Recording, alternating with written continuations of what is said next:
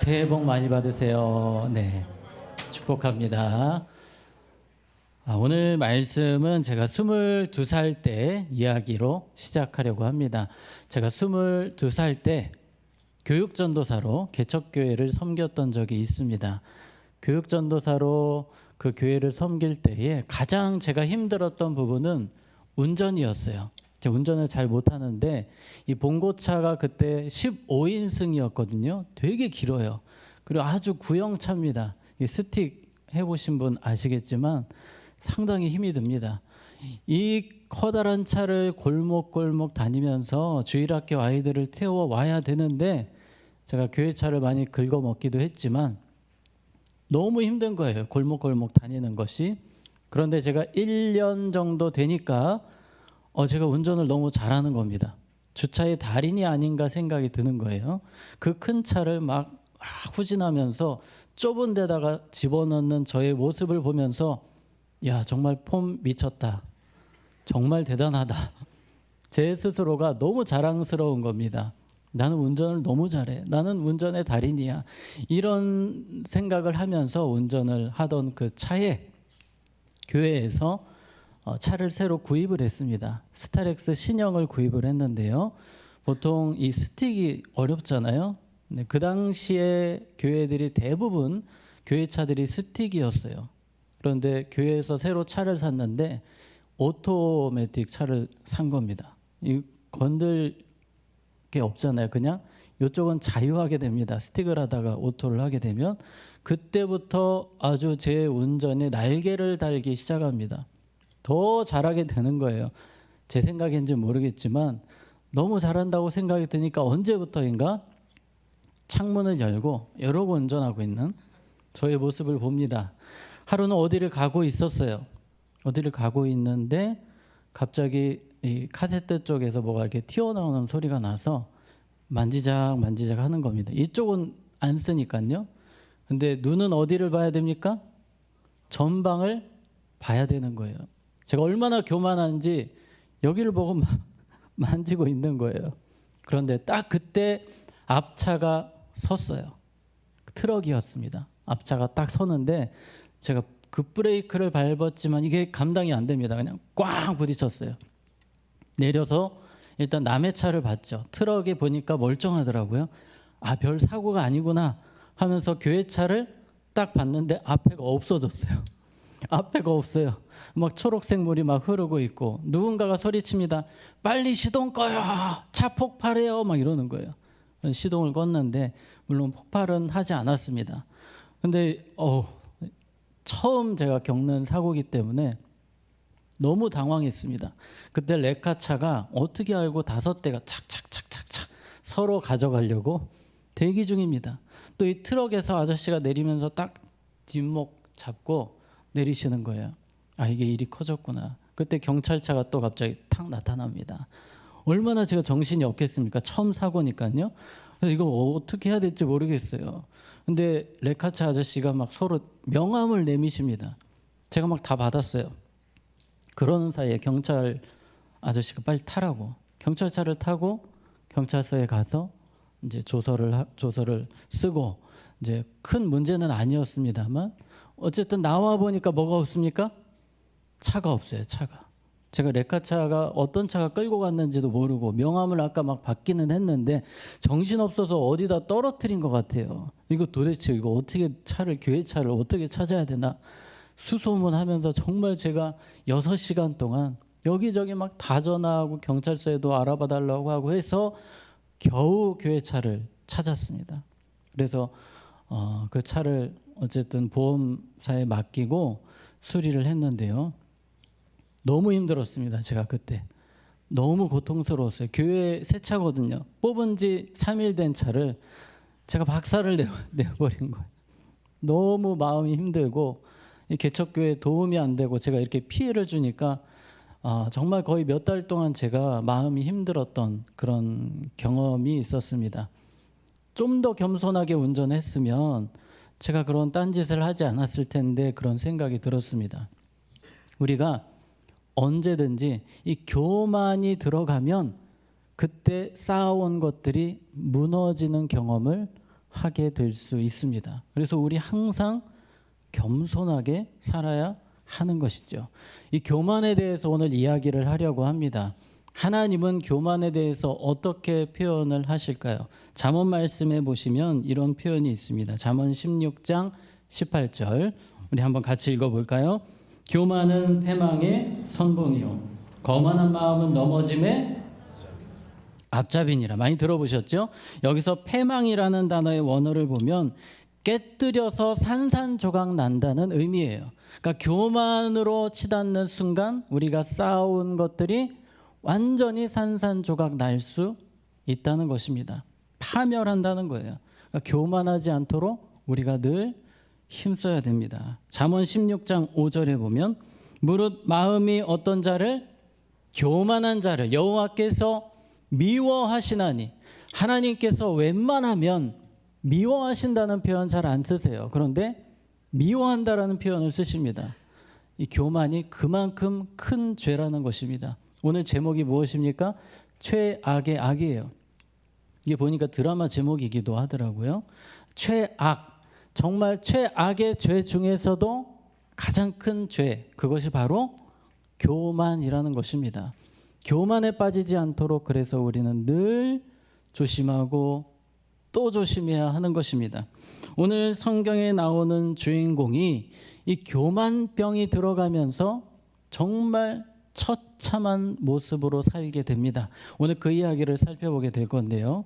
이 4장, 다니엘 4장에 보면 느부갓네살 왕이 나옵니다. 느부갓네살이라는 사람은 바벨론이란 나라, 얼마나 대단한 나라입니까? 젊은 날에 왕이 되었습니다. 주변 나라를 다 정복하고 나니까 이제 점점 나보다 대단한 사람 없다. 나는 신적인 존재다. 교만병이 계속 올라옵니다. 근데 이 교만병을 막아준 사람들이 있어요. 바로 다니엘과 세 친구입니다. 이 다니엘과 세 친구의 모습을 보면 이 느부갓네살 왕이 하나님을 생각하게 되는 거예요. 나보다 더 높은 분이 있다라는 것을 생각하게 되는 겁니다. 지난주에 여러분 풀무불에서 하나님께서 다니엘의 세 친구를 건지신 이야기를 우리가 보았습니다. 거기 주님이 찾아오셔서 네 사람이 풀무불 속에 있었고 그 광경을 느부갓네살 왕이 보고 하나님을 찬양합니다. 그 말씀이 다니엘서 3장 28절이에요. 느부갓네살이 말하여 이르되 사드락과 메삭과 아벳느고의 하나님을 뭐할지로다? 찬송할지로다. 이 느부갓네살 왕이 하나님을 찬양합니다. 믿는 사람도 아닌데 하나님이 얼마나 대단하신지 하나님을 찬양하면서 말합니다. 천사를 보내사 자기를 의뢰하고 그들의 몸을 바쳐 왕의 명령을 거역하고 그 하나님 밖에는 다른 신을 섬기지 아니하며 그에게 절하지 아니한 종들을 구원하셨도다. 왕의 명령을 어기면서까지 하나님께 순종한 이 사람들을 하나님이 지켜주셨다라고 고백을 합니다. 그리고 명령을 내립니다. 온 나라에 혹시라도 하나님을 비방하는 사람은 죽여버려라. 그러니까 하나님의 살아계심을 목도하고 이 느부갓네살이 완전 낮아진 겁니다. 겸손해진 겁니다. 그리고 하나님을 인정하고 하나님을 두려워하는 삶을 살게 되는데 안타까운 것은 며칠만 그렇게 살게 된 거예요. 며칠만. 그리고 나서 다시 교만병이 올라오는 겁니다. 그리고 느부갓네살이 이렇게 고백을 합니다. 4장 30절에 나 왕이 말하여 이르되 이 큰 바벨론은 내가 능력과 권세로 건설하여 나의 도성으로 삼고 이것으로 내 위엄의 영광을 나타낸 것이 아니냐 하였더니 본인이 정말 대단한 것을 고백을 하는 겁니다. 이 구절을 다시 한 번 더 보면 나라는 단어가 계속 등장합니다. 하나님 얘기 있습니까? 1도 안 나옵니다. 온통 누구 잘났다는 거예요? 나 잘났다는 겁니다. 나 왕이 말하여 이르되 이 큰 바벨론은 내가 그리고 건설하여 나의 도성 내 위엄 온통 자기밖에 없습니다. 여러분 교만의 시작은 바로 이런 부분이에요. 하나님이 있어야 할 자리에 누가 있는 겁니까? 내가 있는 겁니다. 내가 이렇게 잘났고 내가 이렇게 대단하고 이것이 바로 교만병의 시작입니다. 그런데 이렇게 하나님 앞에서 교만의 극치를 달리던 그에게 하나님의 진노가 임합니다. 아까 우리가 말씀에서 교만한 자를 하나님이 뭐 하시나니? 미워하시나니. 하나님이 진노하실 때에 이 느부갓네살이 바닥으로 떨어지게 됩니다. 그 말씀이 33절이에요. 바로 그때 교만했던 그때에 이 일이 나 느부갓네살에게 응함으로 내가 사람에게 쫓겨나서 뭐처럼? 소처럼 풀을 먹으며 몸이 하늘 이슬에 젖고 머리털이 독수리털과 같이 자랐고 손톱은 새발톱과 같이 되었더라. 하나님이 느부갓네살 왕을 팍 치시는데 뇌의 기능이 다 사라지는 겁니다. 인간으로서 살 수 있는 능력이 사라진 거예요. 동물처럼 변해버린 겁니다. 그때부터 멍멍거리면서 이 사람이 도저히 왕궁에서 살 수 없는 지경이 되는 겁니다. 산속으로 들어갔어요. 늑대소년 들어보셨죠? 마치 늑대소년처럼 산속에서 살면서 풀을 먹고 사는 정말 비참함의 극치를 달리게 됩니다. 무려 7년 동안 7년 이 대단한 왕이 바벨론 왕이 하나님이 낮추기 시작하는데 사람이 아닌 거예요. 정말 맨 몸뚱아리로 옷을 벗고 다니면서 그렇게 산속에서 살았다. 오늘 그것이 이 느부갓네살의 고백입니다. 이 고백을 할 때에는 하나님이 회복시켜 주신 때였습니다. 그가 그렇게 7년 동안 산속에서 비참하게 살았던 이 모습 참 하나님이 낮추시면 방법이 없구나라는 생각이 듭니다. 그래서 우리가 이 교만병 조심해야 됩니다. 교만병. 그래서 오늘 말씀은 우리가 교만병에 빠지지 않기 위해 어떻게 해야 될 것인지 세 가지로 살펴보겠습니다. 자, 첫 번째 따라해 보겠습니다. 100% 은혜임을 기억하라. 100%입니다. 80% 아닙니다. 100%입니다. 오늘 느부갓네살 왕의 이 비참한 모습 하나님이 가져가시니까요. 그냥 아무것도 할 수 없는 것입니다. 그것이 인간의 모습이에요. 근데 우리는 자꾸 하나님 은혜 주셨다고 말은 하지만 그래도 내 노력, 내 의지, 내 공로 최소한 한 10%, 20%는 가져가야지 이런 마음들이 있습니다. 그러나 하나님이 가져가시면 100%를 가져가시는 순간 우리도 똑같이 느부갓네살 왕처럼 바닥으로 내려가는 것입니다. 우리들 이 사실을 놓치면 안 돼요. 100% 은혜라는 것입니다. 우리가 특별히 지옥 갈 사람들인데 주님의 은혜로 예수님 십자가로 천국에 가게 됩니다. 몇 프로 은혜입니까? 100% 은혜입니다. 우리 힘으로는 죽었다 깨나도 안 되는 거예요. 0%. 이거는 불가능입니다. 그러나 100%의 십자가 은혜로 하나님 자녀되고 천국 백성이 되었습니다. 우리가 교만하지 않기 위해서 100%라는 사실을 놓치면 안 됩니다. 100% 하나님의 은혜입니다. 다니엘 4장 34절에 보면 이런 말씀이 있습니다. 나 느부갓네살이 하늘을 우러러 보았더니 7년 동안 짐승처럼 살다가 동물처럼 살다가 하늘을 보았을 때에 하나님께서 다시 총명을 주셨다는 것입니다. 뇌 기능이 정상으로 돌아왔어요.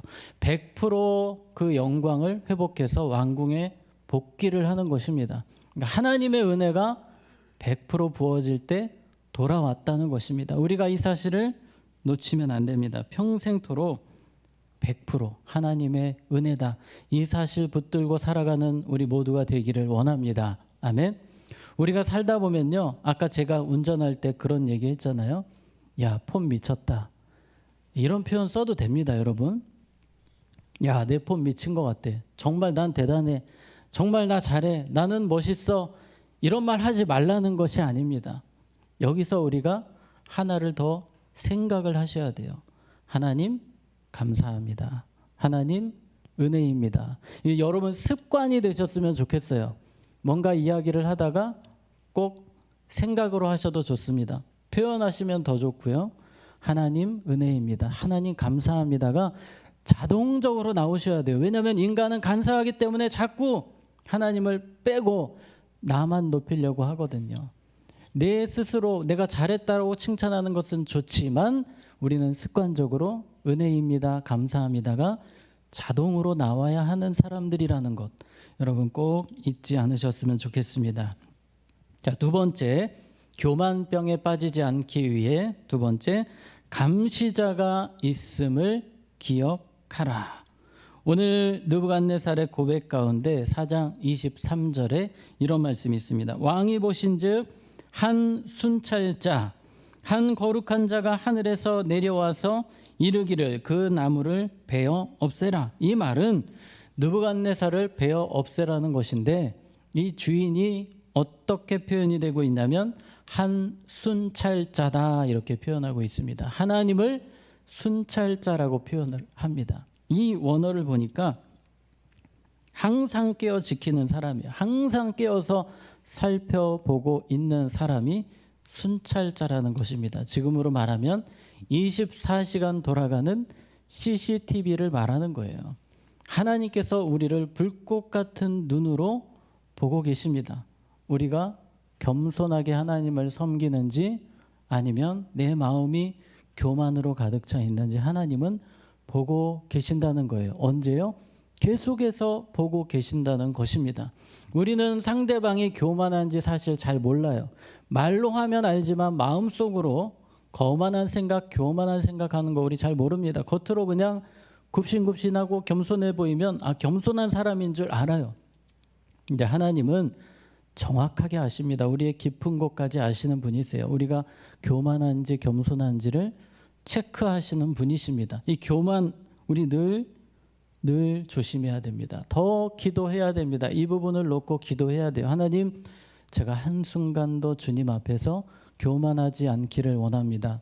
더 겸손하기를 원합니다.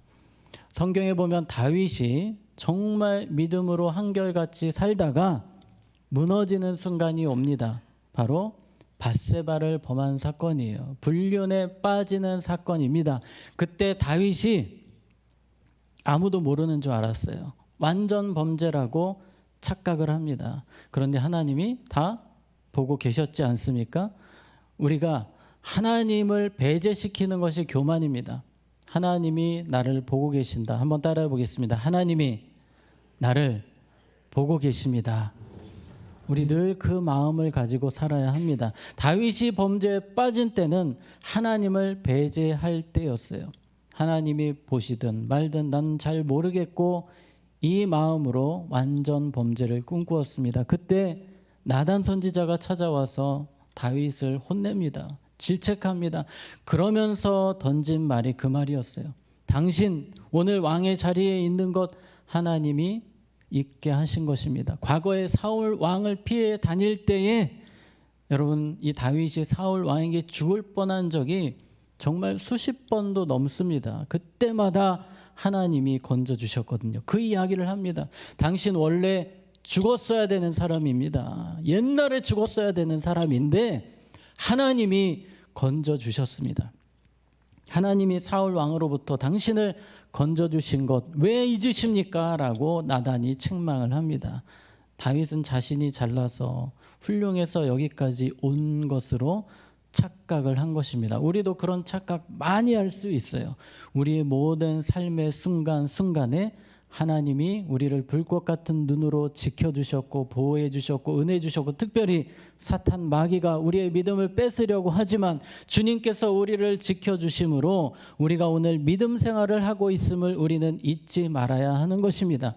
그래서 우리는 교만할 수가 없는 거예요. 주님이 우리를 보고 계십니다. 감시자가 있습니다. 자, 세 번째입니다. 우리가 교만병에 빠지지 않기 위해 따라해 보겠습니다. 창조주 나의 주인을 기억하라. 아멘.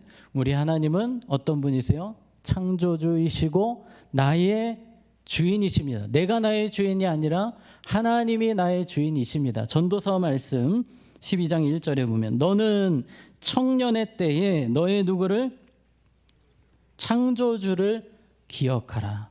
너를 만드신 분이 누구이신지를 기억해라. 너의 주인이 누구인지를 기억하라는 것입니다. 우리 젊음의 때에 하나님을 기억하는 삶을 살아야 합니다. 오늘 4장 35절 이 느부갓네살이 돌아와서 하는 이야기입니다. 다시 정상으로 돌아와서 왕궁에 돌아와서 고백합니다. 땅의 모든 사람들을 없는 것 같이 여기시며 하늘의 군대에게든지 땅의 사람에게든지 그는 자기 뜻대로 행하시나니 무엇으로? 자기 뜻대로 그의 손을 금하든지 혹은 이르기를 내가 무엇을 하느냐고 할 자가 아무도 없도다. 하나님이 최고시라는 것입니다. 하나님이 주인이시고 창조주이시기 때문에 우리가 하나님에 대해서 아무런 판단을 할 수가 없다는 것입니다.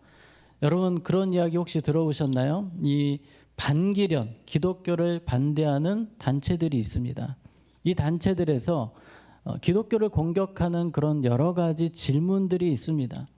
너희 신은 왜 그렇게 자비가 없냐? 어떻게 가난한 사람들을 그렇게 잔인하게 진멸하냐?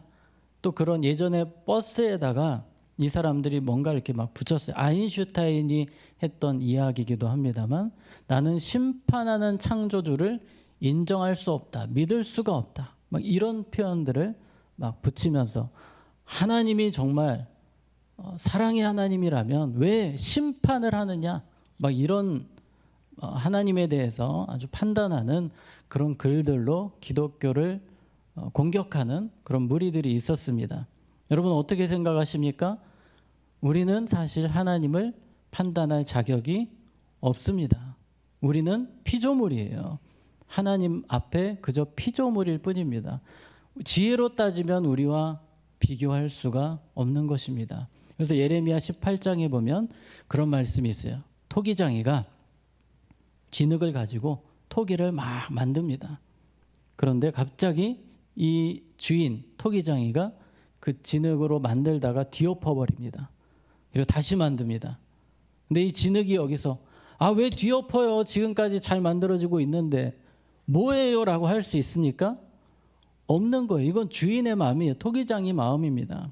하나님이 그렇게 자신을 설명을 하십니다. 나는 토기장이다. 너희들이 왈가왈부할 대상이 아니라는 거예요. 그렇습니다, 여러분. 하나님은 주인이십니다. 우리가 어떻게 판단할 수 있는 분이 아니에요. 세상의 많은 분위기는 하나님을 판단하고 하나님에 대해서 회의적인 질문들을 하지만 우리는 하나님이 주인이시요 창조주이심을 고백하는 겸손한 믿음이 되어야 하는 것입니다. 오늘 우리가 읽었던 4장 37절 말씀, 그러므로 지금 나 느부갓네살은 하늘의 왕을 찬양하며 칭송하며 경배하노니 그의 일이 다 진실하고 그의 행하심이 의로우심으로 교만하게 행하는 자를 그가 능히 뭐하심이라? 낮추심이라. 하나님이 교만한 자를 반드시 낮추신다라고 이야기하고 있습니다. 이것은 그의 처절한 간증입니다. 실제로 성경은 이 말씀대로 행하고 계십니다. 하나님은 그렇게 세상을 움직이고 계세요. 우리가 어떻게든지 끝까지 겸손한 것이 가장 인생을 잘 사는 것입니다. 겸손한 방법 중에 하나가 저는 오늘 기도라고 또 말씀을 드리고 싶어요. 여러분의 인생을 놓고 겸손하게 기도하는 시간을 꼭 가지시기 바랍니다. 제가 늘 강조합니다. 어디 오세요? 금요기도에 오셔서 부르짖어 기도하세요라고 제가 늘 강조를 합니다. 그저께였습니다. 그저께 금요기도회 때 설 연휴다 보니까 다들 아무래도 또 지방에도 가시고 하셔서 금요기도에 사람이 많이 없으셨는데 갑자기 청년분들 한 20명이 여기 와서 쫙 앉으시는 거예요. 좀 너무 은혜가 되는 시간이었습니다. 물론 그 뒤에 또 중요한 모임이 있긴 했지만 어쨌든 그 모임보다 또 예배의 자리, 기도의 자리를 오셨다는 것이 너무 귀했어요. 제가 정말 막 박수를 치고 싶었는데 우리 박수 한번. 기도라는 것은 결국은 겸손의 표현입니다. 하나님, 제 인생이 주님께 있습니다. 저의 주인은 누구십니다? 하나님이십니다를 고백하는 시간이에요. 그래서 여러분 기도의 시간 어떻게든지 사수하시고 하나님 앞에 늘 여러분의 인생을 맡기고 겸손하게 기도하는 삶을 끝까지, 언제까지? 끝까지 살아가실 수 있기를 축복합니다. 이분의 이야기로 말씀을 마치려고 합니다. 윌리엄 캐리라는 분입니다. 근대 선교의 아버지로서 인도 선교를 너무나도 탁월하게 잘 하셨던 분이세요. 영국 분이십니다. 이분이 인도 선교를 하시면서 44개 언어로 성경을 번역을 하셨습니다. 엄청난 공을 세우셨어요. 이분의 후학들이 결국 19세기에 부흥의 주역들이 됩니다. 세계 선교를 일으키는 주역들이 됩니다. 그러니까 세계 선교의 획을 그은 사람이 이 윌리엄 캐리라는 분이셨어요. 근데 이분이 특징이 정말 가장 이분의 중요한 특징은 겸손이었어요. 자랑할 것이 많습니다. 44개 언어로 성경을 번역하셨고 많은 후학들을 세우셨고 본인을 통해서 많은 선교사들이 세워지셨다는 것도 알고 계세요. 이분이 임종을 앞두고 부탁을 하셨습니다. 저의 묘비에 이렇게 적어 주십시오.